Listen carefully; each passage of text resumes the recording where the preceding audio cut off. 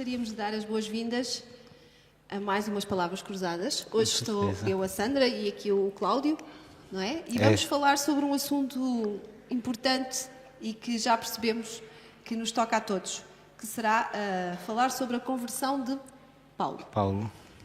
Durão, o que é que queres dizer sobre a conversão?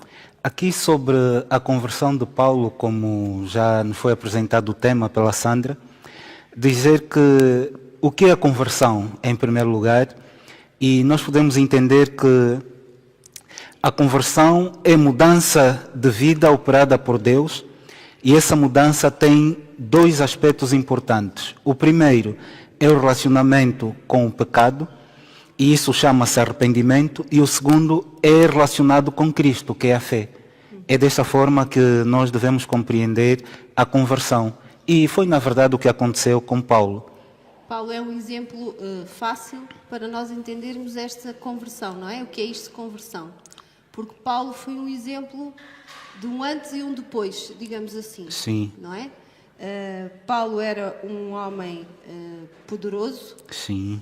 Inteligente, mas até determinada altura todas essas virtudes, digamos assim, não foram utilizadas no caminho do Senhor. No caminho do Senhor, é verdade. O exemplo de Paulo é, mais uma vez, a certeza de que nós podemos ter muito conhecimento e estarmos do lado errado. Foi o que aconteceu com ele. Mas, felizmente, e usado pelo Espírito Santo, a vida de Paulo, ou Saulo, se quisermos, deu uma volta de 380 graus. Exatamente. E de perseguidor, como nós vamos ver a seguir, ele passa a perseguido. Ou seja, ele era um discípulo até ali enviado, mas enviado a favor de todos os rituais e a defesa de todos os rituais, não é, da fé judaica. E a partir dali ele seria um discípulo de Cristo. Com certeza, com certeza. Então vamos falar mais em pormenor o que é isto de ser perseguidor. Sim. Durão, gostavas de ser perseguidor? De maneira nenhuma. Não é uma coisa boa? Não, não é. Não é. Porquê? Porquê é que não é uma coisa boa? Porque fica, ou seja, perseguidor. Porquê é que nós temos que perseguir? Nós devíamos ser perseguidos como cristãos. Porque quando nós perseguimos os outros, isso significa que temos alguma coisa contra as pessoas. Quando, na verdade, nós como cristãos temos algo a dar às pessoas. Exatamente. E quando nós perseguimos, nós julgamos também. Com certeza, não é? Com certeza. Porque achamos que nós vamos perseguir porque achamos que aquilo que a pessoa está a fazer não é o correto. Não é o correto, não é? Sim. E Paulo foi um perseguidor que levou essa ideia ao extremo. Pois. Não é? Porque nós vemos, e tivemos a possibilidade de falar um bocadinho sobre Estevão no tema anterior, e nós vemos que Paulo foi um dos grandes responsáveis, Sim. não é? Pela morte de Estevão. De Estevão, é verdade, é verdade. Aquilo ficou-lhe sempre ali no coração e na mente, pois. não é? Nós Sim. sabemos que sim. Porque, em certo sentido, fala-se em alguns círculos que Paulo, de certa maneira, veio substituir Estevão, porque tinham praticamente a mesma eloquência, eram os dois judeus helenistas e formados praticamente na mesma época e na mesma escola. De certeza que Paulo ouvia falar muito daquilo que Estevão fazia, e eu posso até arriscar em dizer que, em certo sentido, ele sentiu algum ciúme. Provável, sim. Por causa da dimensão daquilo que Estevão fazia. Porque, tal como nós vimos na lição número 4, Estevão e os outros diáconos não se limitaram apenas a servir as mesas. Eles faziam muito mais do que aquilo que tinham sido propostos. Ou seja, eles tinham cuidado também espiritual, não é? Por aquelas pessoas. Exatamente. Faziam o mesmo trabalho que os apóstolos. E nós também sabemos que, tal como Estevão, Saulo também não era ali de Jerusalém, não é? Ele era de fora. Era de fora, exatamente. E esse também era um ponto comum. E diz-nos aqui que este Saulo, que nós vamos conhecer melhor esta semana, foi ter com os eruditos, não é? Foi à sinagoga e junto do presidente do Sinédrio, e ele pediu uma tarefa. não foi... qual foi a tarefa que ele pediu? Foi uma tarefa de quê? De ir aonde? É para Damasco. E ele ia fazer o quê? Ia cumprimentar os irmãos? Era? Isso era bom. Ele saiu dali com a incumbência de prender os seguidores de Jesus. Tudo aquilo que ele já havia fomentado em Jerusalém, não é? Sim. Ele agora queria se dirigir a Damasco. Porque haviam recebido notícia de que em Damasco o trabalho se estava a desenvolver grandemente. Exatamente. Crescia o número dos discípulos. Então, Paulo, no seu zelo, não é? Sim. Foi, digamos aqui, que foi um zelo a roçar o fanatismo. É verdade. E então ele decidiu ser um enviado, um discípulo daquele sinédrio para ir e... junto daquela população, o que é que a pretensão era qual? Era prender, exato. De maneira a que todos os focos onde houvesse esta doutrina, que para eles era uma doutrina de blasfémia, não é? Sim. Desaparecesse. Com certeza. É? E ele foi bem sucedido nesta sua tarefa, não foi? Não foi. Não foi. Graças Porque, a Deus que não foi. Felizmente, e nós, pelo estudo que temos estado a fazer destas lições, vimos que depois da morte de Estevão, o inimigo deu uma grande gargalhada. E o inimigo achou que com a morte de Estevão havia de diminuir o crescimento da igreja. Só que o sangue dos mártires, ou o sangue de um mártir, é uma semente para o evangelho. Exatamente. E foi o que aconteceu. Ou o que aconteceu. Sempre que alguém morresse, o número dos conversos aumentava. E foi o que Deus fez. Aquele Estevão foi o princípio do fim de Paulo, como perseguidor. E ele, a caminho de Damasco, nós sabemos bem a história, ele tem uma visão, um encontro com Cristo. Sim. Sabes, eu tive o cuidado de ir ler um bocadinho no livro de Atos dos Apóstolos de Ellen White, e é interessante ver que ela diz que a paisagem onde Paulo e os seus companheiros de jornada estavam era uma paisagem muito agradável e eles estavam descansados. Diz que ao aproximarem-se de Damasco eles tinham uma paisagem de árvores de fruto, pomares, enfim. E de repente, aquilo que até ali tinha sido uma coisa que tinha corrido muito bem, não é? Diz que eles viram uma luz que não sabiam explicar de onde é que ela tinha vindo e ouviram uma voz que eles também não sabiam de onde vinha, e essa voz tinha um objetivo. É verdade. E chamou alguém pelo nome, não é? É verdade. Ou seja, não eram para todos. Sim. A voz tinha a pretensão ou o objetivo de chamar alguém. E sabemos que esse alguém era Saulo. Era Saulo. E é-lhe feita uma pergunta terrível, não é? Saulo, Saulo, por que me persegues? Me persegues. Permita Deus que essa pergunta nunca seja feita a É cada um de verdade. nós. Porque, e é muitas vezes o que eu fico a pensar, quando nós não respeitamos um líder na igreja, não é o líder a quem nós não estamos a respeitar, é o próprio Jesus. Porque Saulo, na sua ideia, naquilo que ele acreditava, ele achava que, e segundo os relatos, ele até era sincero naquilo que ele estava a fazer, porque achava que era o mais correto. Só que na realidade ele não perseguia os cristãos, perseguia o próprio Jesus. Por isso é que Jesus aparece em visão a Saulo e faz-lhe essa pergunta: Saulo, Saulo, por que me persegues? E os outros não entenderam a pergunta. Não. Aliás, nem sabiam o que é que estava a ser dito, porque estavam a falar numa língua que não lhes era muito comum, verdade. não é? É verdade. Estava, a voz apareceu e falou em aramaico, foi aramaico, assim, não foi? sim. Mas Paulo entendia perfeitamente. É verdade. Não é? Ele entendia perfeitamente. Tanto entendeu que ele disse: e quem és tu? Quem és tu? Não é? É verdade. Porque me persegues, mas quem és tu? Eu acho que Paulo já sabia quem era. Já. Quando ele põe essa pergunta, eu acho que ele já sabia quem Sim. era. E o Senhor respondeu: E o Senhor eu sou respondeu. quem? Eu sou Jesus a quem tu persegues. E depois acrescentou uma frase muito engraçada, não é? Que era um provérbio. É um provérbio grego. E que é muito engraçado. Como é que é o provérbio? Queres ler, Durão? Sim. é o livro de Atos, capítulo 9, o verso 5. Duro é para ti recalcitrar contra os aguilhões. Muito engraçado. O que é que quer dizer recalcitrar?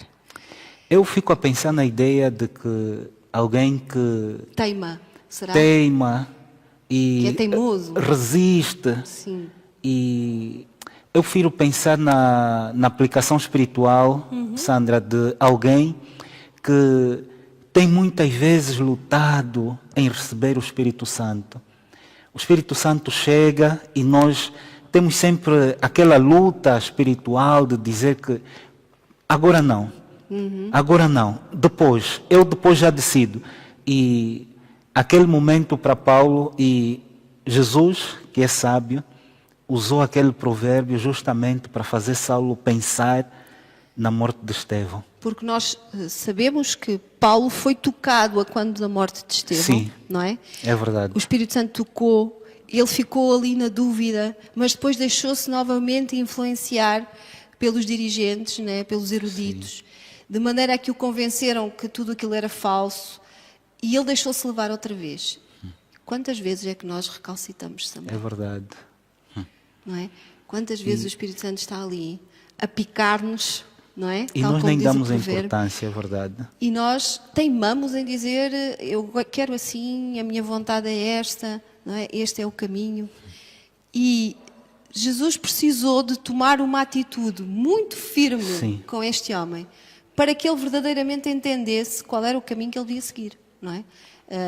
E nós também devemos pedir a Deus que tome estas atitudes connosco.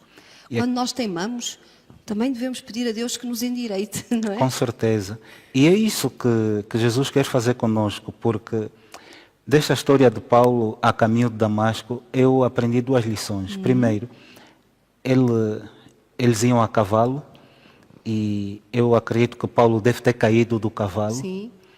E aquela queda para mim tem vários significados.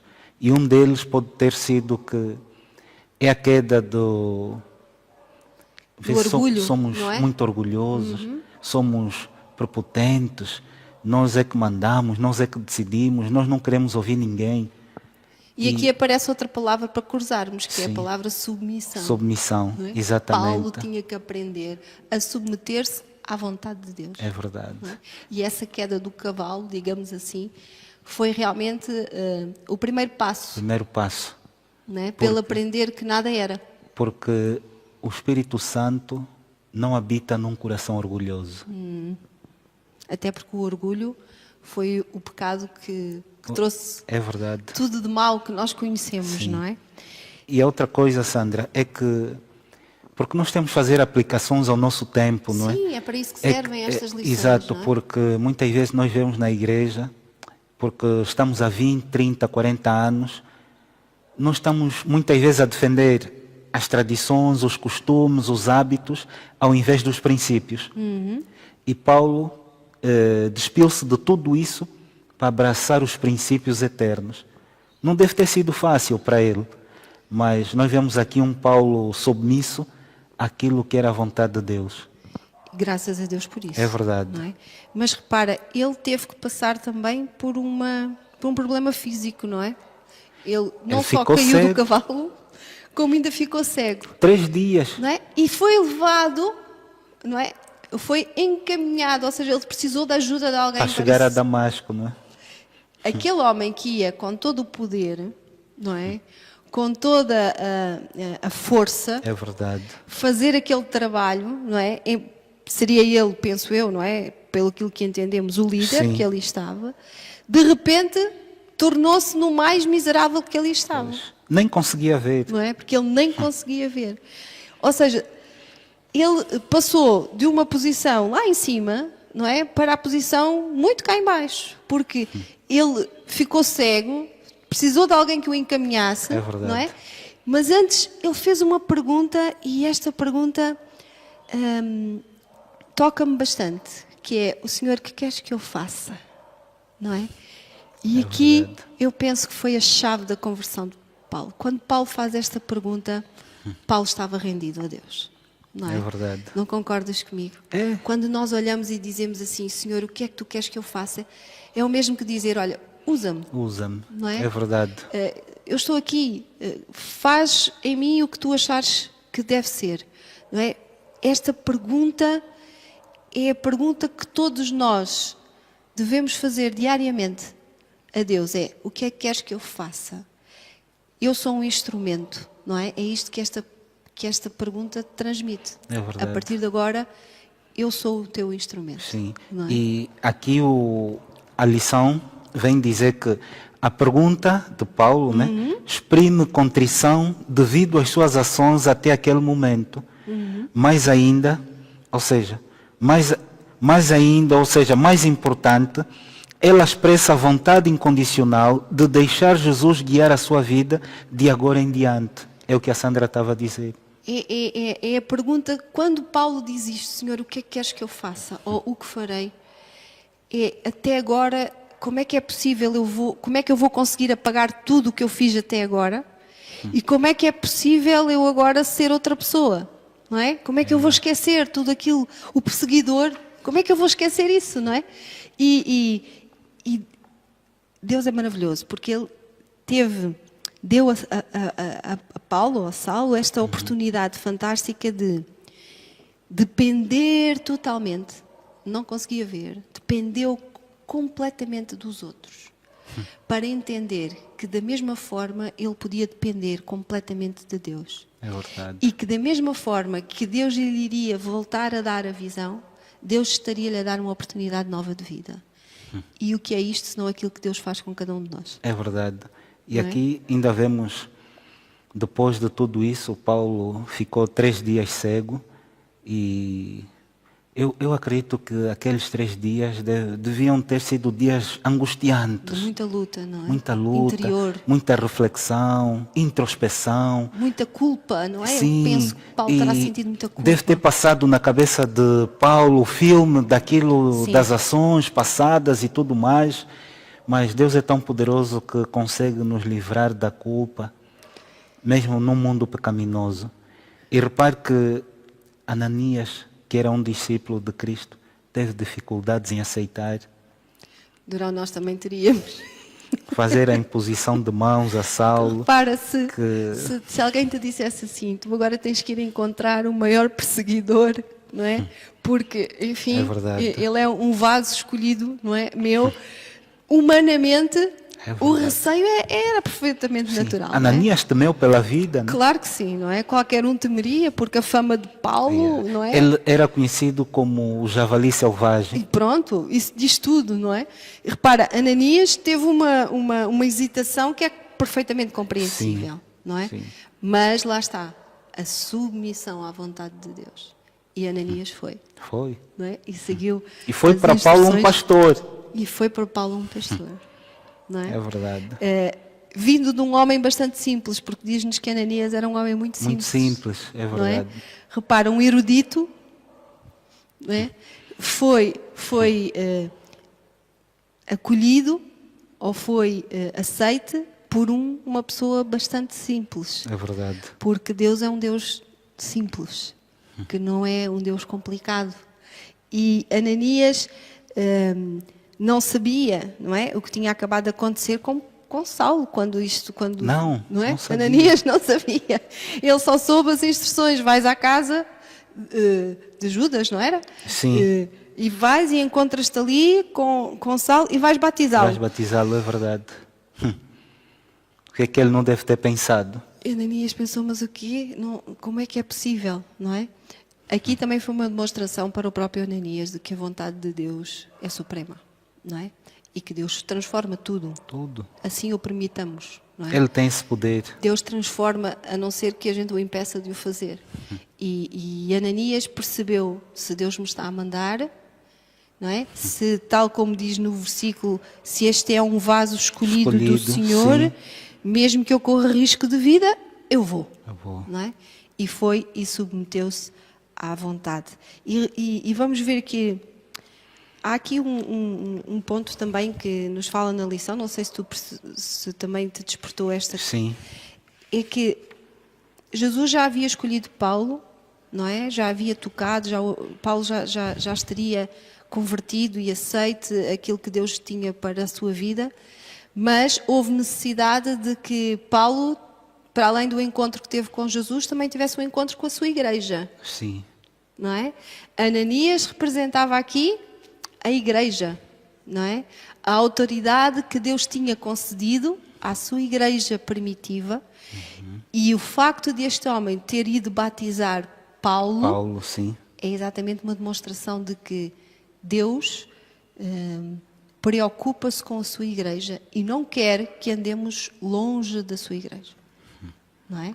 É verdade. Às vezes as pessoas dizem assim, eu tenho o meu Deus, eu guardo o Deus à minha maneira, e nós vemos aqui a importância que Deus dá à sua igreja. É. Porque ele demonstrou aqui para Paulo a autoridade que tinha dado a estes homens, não é? Sim. E Paulo compreendeu. Ele compreendeu. E vemos também aqui um outro aspecto, que é o começo do ministério de Paulo, que, sabe, nós como seres humanos somos difíceis, porque muitas vezes nós queremos falar de pecados já perdoados. Ou seja, temos dificuldade em nos perdoarmos a nós próprios, não é? Ou seja, eu quero dizer de outra forma, os nossos irmãos recém-conversos ou recém-convertidos, que se calhar nós conhecemos o estilo de vida que tiveram no passado, e quando se juntam à igreja, nós como membros temos dificuldades em recebê-los. Foi o que aconteceu com Paulo. Foi o que aconteceu com Paulo, sim. A igreja não o recebeu bem, porque lembravam-se dos pecados de Paulo. Porque havia muito preconceito. E hoje também é assim. E hoje também, infelizmente, ainda fazemos muito Fazemos isto. isso. Não aprendemos ainda esta parte. Veio de onde? Quem é? Faz o quê? Sim. Quem é a família? Às vezes até andamos quase como inspectores, não é? Da vida destas pessoas. Deixa lá ver se ele mudou mesmo, não é? Está a ver? Deixa lá Mas ver. muitas vezes Jesus já perdoou esse pecado. É o tal julgamento, não é? Que nós fazemos e que não nos compete. Sim. E veio a consequência. Paulo teve que ficar, depois da sua conversão, 3 anos exilado. É verdade. Ele foi para a Arábia. Ele começou por pregar em Damasco, mas Sim, depois teve que ir, não é? Teve que ir. A oposição, o tumulto era tanto que Jesus viu que não seria benéfico. Aliás, eu acho que até o próprio Paulo também precisava um bocadinho de alinhar-se, não é, com esta nova realidade. Nós todos precisamos, quando há uma mudança muito grande na nossa vida, precisamos nos reajustar. Reajustar, é verdade, é o termo. É, não é? E Paulo também tinha que se reajustar. E repara, interessante que Paulo foi para o deserto. Foi para o deserto. Não é? Jesus também foi para o deserto uma vez, lembras-te? Sim, Moisés também. Moisés também. É muito interessante vermos, não é? Que estes homens precisaram de estar sozinhos. Sozinhos, isolados. Para não só entenderem a dimensão daquilo que Deus lhes estava a pedir, e falaste aí de Moisés, e é muito importante, Moisés teve muita preparação durante o período em que esteve no deserto, não é? Para depois ser chamado para libertar o povo. Sim. E Paulo foi para este deserto para se reajustar, para reaprender a viver.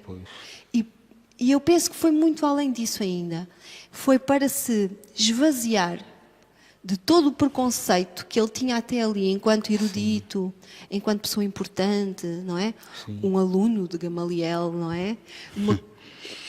Deus tinha que tirar tudo isso e dar-lhe um coração novo, não é? É verdade. Transformar esse coração. Por isso é que muitas vezes, Sandra, na vida cristã, para progredirmos, temos que dar um passo atrás. Sim, sim. E foi o que Paulo fez. E embora às vezes pareça um passo atrás, afinal não é um passo atrás, não é?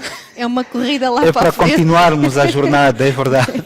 É uma corrida lá para a frente. E diz-nos que ele ficou ali, não é? Na Arábia e depois voltou. Sim, voltou. Não é? Voltou para Damasco e foi muito bem aceito, não foi? Sim. Em Damasco foi muito bem aceito. Aquele tempo foi proveitoso para ele e também para a própria missão. É verdade. Mas até que chegou a uma determinada altura em que acharam que ele já estava a fazer muita sombra, não é? Que ele já estava a causar muitos problemas e então decidiram que se calhar era melhor retirá-lo um bocadinho, não é? E diz-nos aqui que alguns oponentes conspiraram para tirar-lhe a vida, não é? E o Paulo teve que fugir num cesto. Novamente. Num cesto, não é? Então, é verdade. E aqui foi, depois, e nós conhecemos, felizmente, não é? A história de Paulo. Realmente o ministério de Paulo foi sempre muito atribulado. É verdade. Ele andou sempre a correr, sempre a fugir. Ele passou por muita dificuldade. Muitas não é? dificuldades, é verdade. Porque, na verdade, quando nos propusermos em pregar aquilo que o povo não quer ouvir, nós vamos ter muitos opositores. Mau é quando nós não temos a oposição na nossa vida, quer dizer que não estamos a fazer nada, não é? Sandra, começa a pregar uma mensagem impopular na igreja. Vamos ver quantos inimigos você vai ter. É verdade. Prega uma mensagem impopular. Agora, quando pregamos aquilo que o povo quer ouvir, vamos ter muitos amigos. Pois.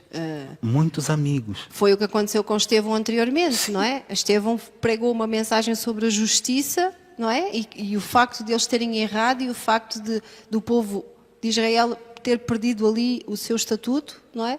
E o que é que aconteceu? Mataram. E Paulo, exatamente porque continuou esta mensagem, o que é que vai acontecer? Vão também, não é? Procurar. É verdade. Em cada momento tirar este homem do caminho. Até que ele vai regressar a Jerusalém, não é? Sim. Ele vai... E mesmo assim teve que ter o apoio de Barnabé. E mesmo assim... Porque, segundo a lição, diz que foi Barnabé, um levita de Chipre, portanto, um helenista, que quebrou a resistência dos apóstolos e lhes apresentou Paulo. O mesmo que aconteceu com Ananias, vemos aqui que também aconteceu aqui com os apóstolos, não é? Repara, Jerusalém tinha sido o centro de tudo, de todo o trabalho de Paulo, é verdade. não é? De todo o trabalho de Paulo enquanto perseguidor. Portanto, não sei até que ponto eles não terão pensado, deixa lá ver se ele não vem apenas espiar-nos, não é? Para saber quais são as nossas pretensões e para depois, não é? Conseguir fazer algum trabalho. E aqui Deus utilizou este homem, Barnabé. Nós vemos que Barnabé é um personagem bastante interessante, não é? Barnabé, já nos é dito que no início da igreja, Barnabé também era um homem com um coração muito generoso, não é? E aqui continua a demonstrar este coração generoso com Paulo, não é? E ele assume a defesa de Paulo perante os discípulos, não é? Sabes que eu li aqui uma passagem de Atos dos Apóstolos de Ellen White, diz assim: um general que tomba em combate está perdido para o seu exército, mas a sua morte não acrescenta força ao inimigo. Mas quando um homem preeminente se une às forças opositoras, não apenas se perdem os seus serviços, como ganham decisiva vantagem aqueles com quem ele se uniu. Foi isto que aconteceu com Paulo, não é? Paulo deixou de defender os fariseus e os saduceus, não é? E as suas regras, e juntou-se, não é? Aos apóstolos. O que quer dizer que, no princípio, ele teve a desconfiança dos apóstolos, mas depois, quando começou a pregar em Jerusalém, teve uma oposição muito cerrada, não é? Daqueles que até ali o tinham defendido e o tinham amparado, não é? E depois vemos novamente uma visão que chega a Paulo, novamente uma intervenção divina na vida deste homem, porque a tarefa de Paulo não era em Jerusalém. Não. É? Ele tinha sido escolhido para ser o discípulo ou o apóstolo dos gentios. E aqui há um comentário que eu gostaria só de ler um parágrafo sobre o retorno de Paulo a Jerusalém. Diz que Estevão estava inconformado com a atitude dos líderes judaicos e depois Saulo ou Paulo também agiu assim. Logo, estar do lado de Jesus Cristo nem sempre significa estar de acordo com muitos líderes, que a própria irmã Ellen White diz serem disfarçados agentes de Satanás. Tá, isso é muito forte, não é? É um alerta muito grande para cada um de nós. É por isso que nós devemos ter, e é por isso que existem as palavras cruzadas. Sim. É para que possamos diariamente aprender mais na fonte certa, que é a Sagrada Escritura. E repara, semana após semana, nós somos levados a estudar capítulos, versículos, para que as nossas vidas sejam transformadas pela palavra divina. Nós não nos devemos deixar influenciar por aquilo que um diz, outro diz. Nós devemos procurar aquilo que a Sagrada Escritura nos diz. O assim diz o Senhor. Não é? Porque foi assim que Jesus agiu. E quando falámos sobre Jesus no deserto, não é? Jesus defendeu-se. Porquê? Porque tinha conhecimento da palavra. Está escrito. É verdade. Não é? Portanto, este é um alerta muito grande para nós. Paulo, apesar de ser um homem bastante erudito e bastante inteligente, ele deixou-se influenciar. E nós não nos devemos deixar influenciar por aquilo que os outros dizem, por aquilo que os outros pensam. Devemos procurar a fonte de toda a sabedoria que é a Sagrada Escritura. Este é talvez o maior ensino, não é, que esta lição nos dá. Porque se não for assim, nós não vamos permitir que Deus nos converta. Com certeza. Porque isto que a Sandra diz é extremamente sério. Porque nós hoje estamos muito mais apegados à tradição do que aos princípios. Porque o grande erro do povo judeu, porque antes do cristianismo existia o quê? O judaísmo. E eles estavam tão enraizados na cultura, na tradição, naquelas velhas práticas, que eles não se aperceberam que estavam a viver um novo momento. Um momento espiritual completamente diferente. Quer dizer que nós podemos estar a cometer o mesmo erro. Estamos aqui há 20, 30, 40 anos na igreja, mas na verdade estamos a defender apenas tradições. Precisamos de um encontro com Jesus. Com Jesus. Não é? Precisamos desta pergunta, o que farei? O que farei? Estamos a defender o templo, que são as 4 paredes, e nos esquecemos do dono do templo, que é Jesus. Por isso é que Jesus disse que o templo de Salomão era esplendoroso, mas esqueceram-se do quê? Da pedra de esquina. Exatamente. A pedra de toque, que é Jesus Cristo. Por isso é que a glória do segundo templo era maior, porque Jesus habitava naquele templo. E muitas vezes não é a igreja, são as pessoas que nós temos que ter cuidado. Aliás, as pessoas é que são a igreja, não é? Onde estiverem 3 ou 4, ali estarei no meio deles. É verdade. Portanto, nós temos que perceber a importância que é de todas as semanas dedicarmos um pouco do nosso tempo ao estudo da palavra do Senhor. Porque se nós queremos ser transformados como este Paulo foi, nós temos que permitir que o Espírito Santo trabalhe em cada um de nós. Com certeza. E para ele trabalhar? Para ele trabalhar temos que lhe dar espaço, temos que nos submeter, que é uma palavra que o ser humano não gosta muito, não é? É submissão. Submissão. Mas que é fundamental para entendermos e aceitarmos a vontade de Deus. Amém. Durão, não sei se tens mais alguma coisa que gostarias de falar. Só queria dizer que com a conversão de Paulo, o cristianismo mudou para sempre. É verdade. Completamente. Haviam uns que se achavam mais próximos da salvação e em detrimento de outros, mas com a entrada de Paulo em cena, essa história mudou completamente. Ele foi o instrumento que Deus usou para mostrar que não há ninguém superior a ninguém. É verdade. E que somos todos iguais. Em Cristo somos todos um. E que a salvação é para todos. É para todos, e é foi verdade. Um dom gratuito de Deus. Amém. Não é? Durão, muito obrigada. Gostámos muito de estar aqui este bocadinho convosco e até para a semana, se Deus quiser. Amém.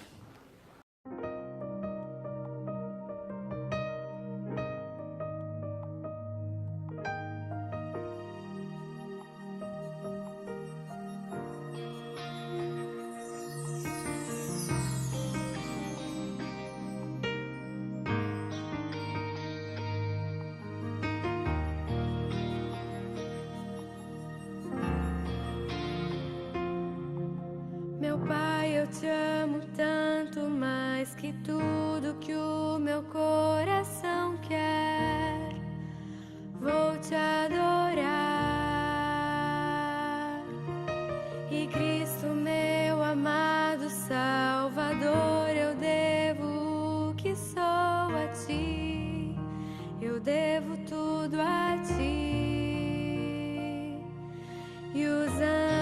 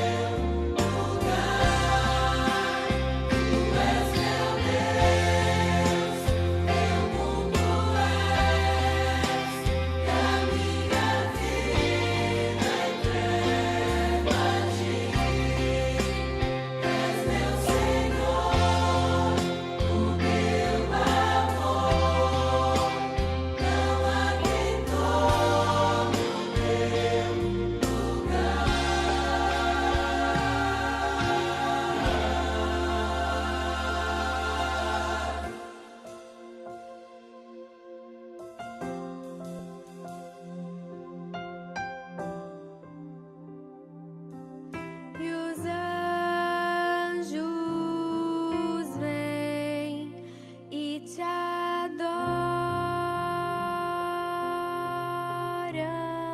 adoram, teus filhos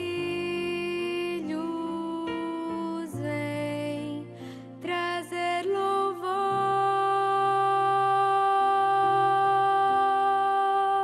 Tu és meu Deus, meu mundo és, e a minha vida entrego a ti. Tu és